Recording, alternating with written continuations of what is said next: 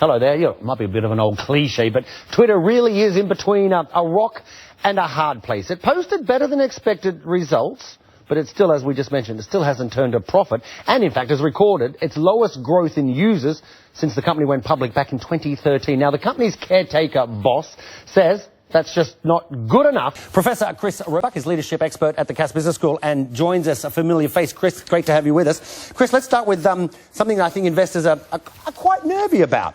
Its CEO, Dave Costello, we know, he went June. Head of marketing, gone. Head of product development, gone. What's going on with Twitter's management? Well, as you've seen from the market does not like any suggestion that an organisation does not have effective leadership at the top. So there's a risk there. But also, the fact that somebody founded an organisation, like the current CEO, does not mean they're the best leader going forward. So you could be an amazing tech designer or developer, but it doesn't make you... You can be an amazing entrepreneur, but that doesn't mean you're a great corporate leader. The same applies to being a technical expert, as we saw with Costello. But the critical thing is that any organisation has to have a plan B. We all have a plan B. If plan A doesn't work, if you don't have a plan B, life gets very difficult. And the market expects an organisation to have a credible plan. And the problem is that it looks as if that there might not be a credible plan. And that's what's making them nervous. It's about strategic leadership. You have to have someone who's setting direction and inspiring everyone to go in the right direction. Well, doesn't it make matters worse? Because here's a company, big part of the problem for Twitter, apparently, according to tech experts. First 3 months of this year, active users on Twitter was 308 million. Yep. In the last 3 months, that increased to just 316 million. That's not a lot of growth. It's a strategic plan when you don't have the people in place to make the plan, I guess.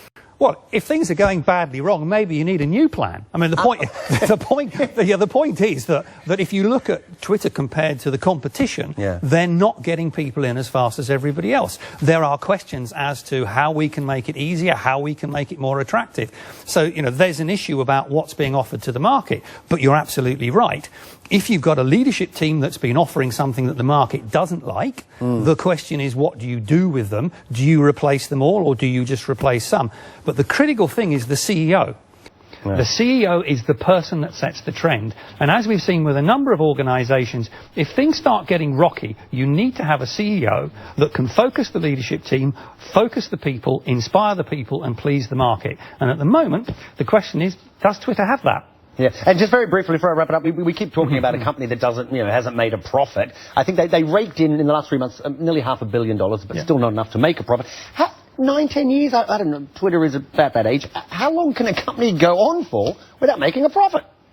As long as the CEO can keep persuading the market that it's credible. The question is that won't last forever. Okay, Chris, always a pleasure. We appreciate your time. Pleasure. Thanks. Chris Roebuck joining us there. Professor Chris Roebuck.